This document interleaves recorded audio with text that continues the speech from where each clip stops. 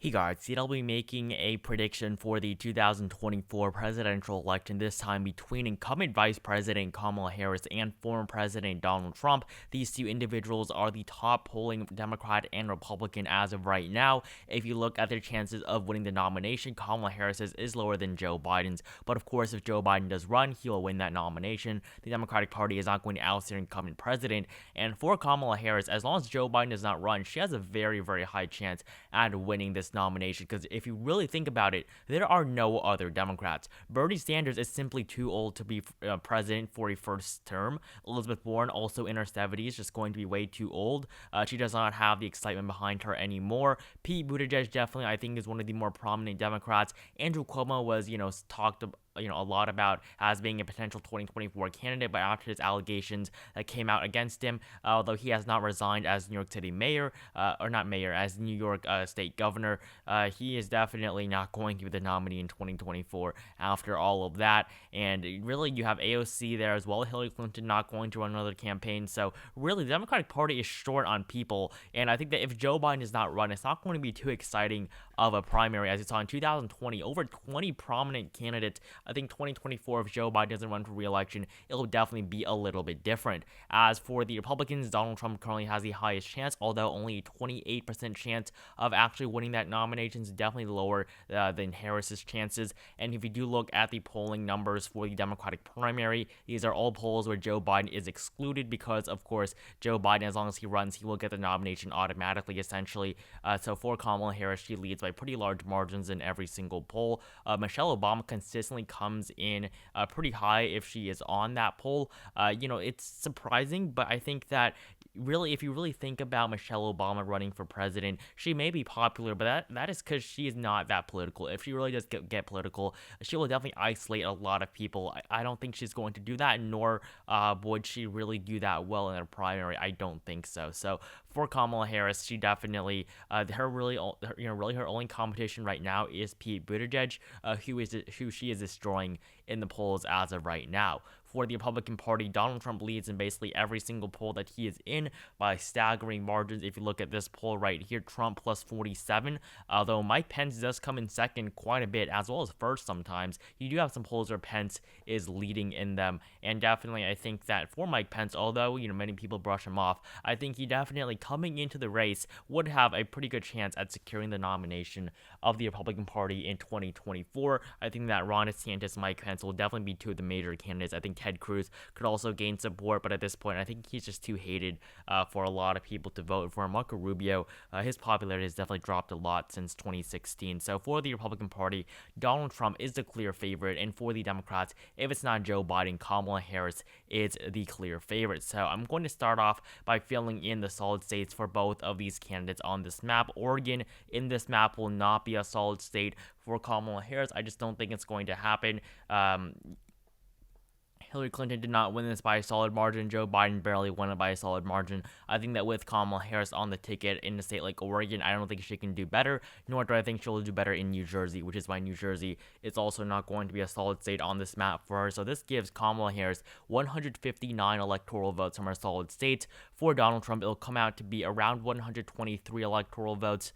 I believe somewhere around there, but he will basically win almost all the traditional Republican states. He will also sweep the entirety of the South. I think that definitely states like Mississippi, Alabama, Louisiana will all be solid blue or solid red for Donald Trump, and this will give him 102 electoral votes. Indiana, I have that as solid as well, so 113 solid electoral votes for former President Trump and 159 for Kamala Harris. Now, if we're going any further, make sure to join my Discord server if you have not. The link to which is at the very top of the description below. So make sure you join that if you haven't. If you're a pretty cool mock government on there, just make sure you join it if you haven't. Link at the very top of the description below.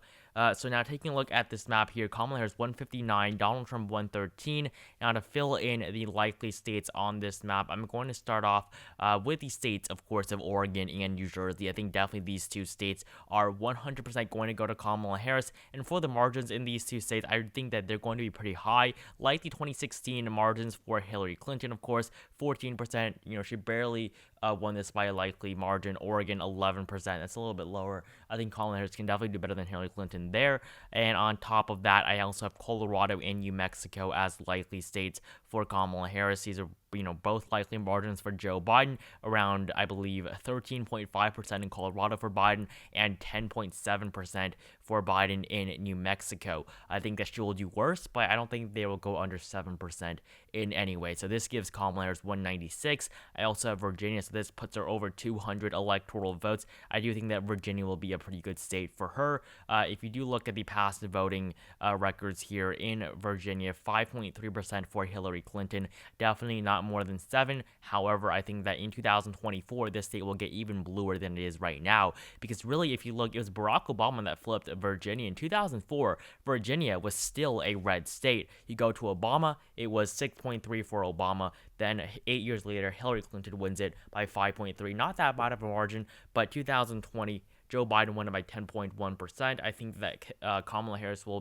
do worse there, but I don't think it'll be less than 3% worse, or more than 3% worse than Joe Biden's margin. So it'll keep Kamala Harris at a likely margin in the state of Virginia. So this gives her 209 electoral votes. As for Donald Trump, of course, we have South Carolina as well as Alaska, definitely going to be likely states for the former president. Alaska was around 10%, definitely a pretty weak margin for a Republican. John McCain even won the state by 21% in 2008. South Carolina, definitely not going to be a great margin.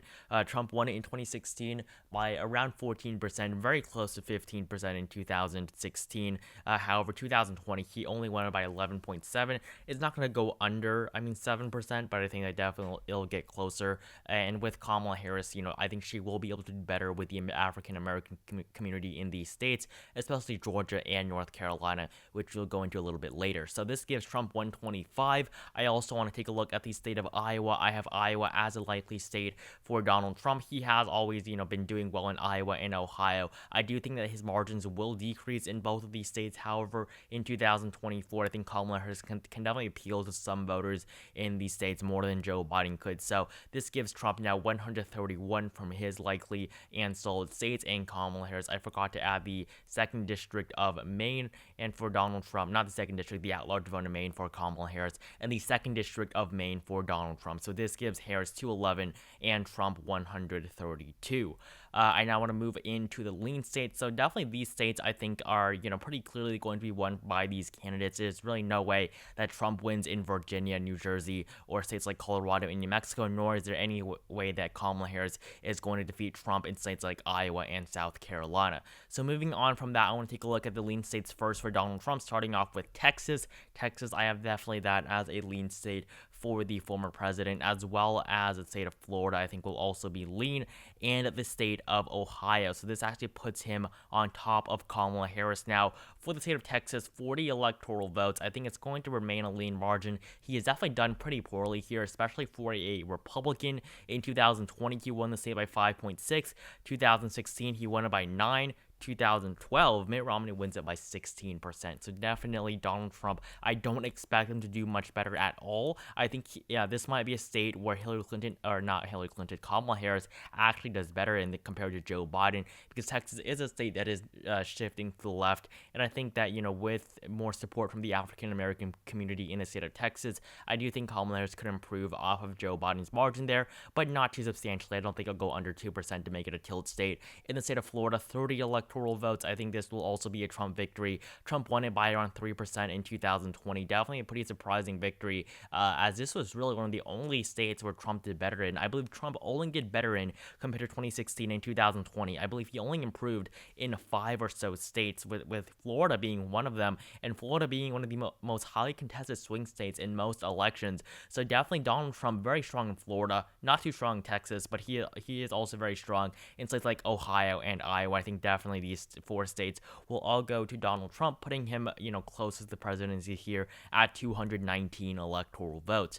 For the lean states for Kamala Harris, I want to start off with Minnesota. This state has a very, very long Democratic voting history. It actually has the longest Democratic voting streak of any state in the union. As you can see, this state has voted blue in every single election going back to the 60s. If you look at these maps here, as you can see, blue every single time. Even 1984, Minnesota was a blue state by 0.18% for Walter Mondale. This was his home state, but still, it was blue. It was the only blue state. DC was still very, very blue, 71.7 for Mondale, but DC was the only blue state in the entire country.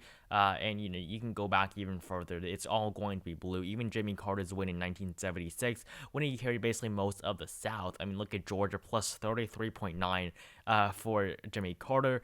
He won it in 1980 as well, but as you can see, Minnesota was still a 12.9% margin, much different from the states that surround it.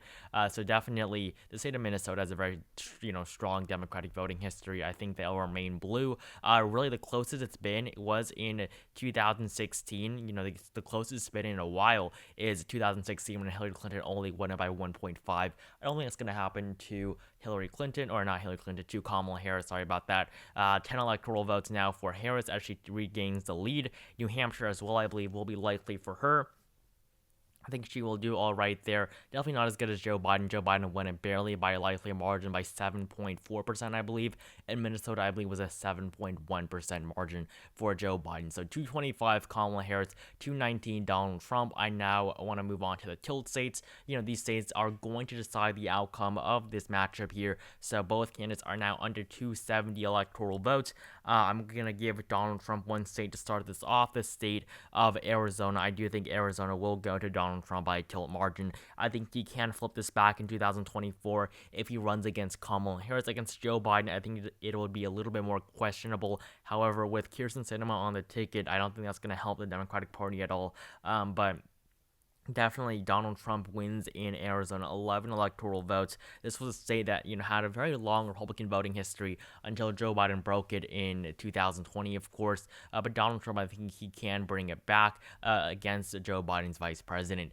For Kamala Harris, I'm going to start off by giving her the state of Nevada. I do think that in the end, she will still end up winning the state. However, I think that it will be a little bit more difficult for her than it was for Joe Biden and Hillary Clinton. Clinton won it by 2.4. Joe Biden won it by the exact same margin in 2020. So Biden wasn't even able to improve off of Clinton's margin here. Kamala Harris, no doubt, will do worse in Nevada. I think that it won't be that much worse, but I think that definitely it'll be noticeably worse for Kamala Harris. As well as that, I have the 2nd district of Nebraska for her. So this is the swing district in Nebraska. Joe Biden won it by 6.6% 2020. I think 2024 it will go to Kamala Harris, but of course by a smaller of a margin. Next, I want to take care of these two states here in the Southeast. North Carolina, tilt for Donald Trump. I think that with Kamala Harris being a person of color, I think that will help her. And just the fact that Democrats are doing better in this state in general, I do think that this will make it so that the Democratic Party has a higher chance. But I don't think that they can win. But I do think Kamala Harris will keep the state within a tilt margin for Donald Trump. And I do have Harris winning in the state of Georgia, giving her 16 electoral votes. I think that, of course, with the African-American vote and the further boost that she would get compared to Joe Biden, I think that she can definitely hold on to the state. Georgia, the state that is becoming bluer and at a faster rate than North Carolina. So definitely Georgia, 16 electoral votes. I have that as a state for Kamala Harris. This puts up at 248 electoral votes. Both are still, as of right now, under 270. I want to start off, with these final 3 Rust Belt states. These are going to decide, you have to win 2 out of these 3 states if you want to win the presidency. So starting off with Kamala Harris winning in the state of Michigan, 15 electoral votes. I think it's going to be a very weak margin for her, especially compared to Joe Biden, who won by 2.8%. It's definitely going to be a tilt margin, 15 electoral votes for Kamala Harris. From Michigan, I have Donald from flipping Wisconsin. Biden only won this state by 0.6%. Definitely, it was a very, very weak margin. He was expected to win it by over 9% according to the polls. So this was definitely a great underperformance for Joe Biden. I mean, it wasn't an underperformance. It was just underwhelming compared to what many people expected. He never really had that 9% lead that was projected. So both candidates are now under 270. As long as they win Pennsylvania, they will win over 270. But I do have Kamala Harris winning in Pennsylvania, the home state of Joe Biden. I think that although it'll be very close, I would put my bet on her in winning Pennsylvania in 2024. I do think that she can hold on to it. The state of Pennsylvania is, at the end of the day, a little bit more Democratic than it is a Republican. And Donald Trump is not the best Republican candidate, as we clearly saw, losing the popular vote twice. He's the only person, I believe, to ever lose a popular vote twice. Also, to be impeached twice. So I do think that, with the state of Pennsylvania just generally being a little bit more Democratic, I do think that it will go to Kamala Harris. So this map gives Kamala Harris 282 electoral votes, Donald Trump 256 electoral votes, which means that in this matchup, I do have Kamala Harris defeating the former president of the United States. So thank you guys so much for watching this video. Make sure to join my Discord server if you have not, the link to which is at the very top of the description below. We have a pretty cool mock government on there, so make sure to join that if you have not. Subscribe to my channel if you have not liked this video, and join it. Comment down below who you think would win between Kamala Harris and Donald Trump. So again, thank you guys so much for watching this video, and I'll see you guys in the next one.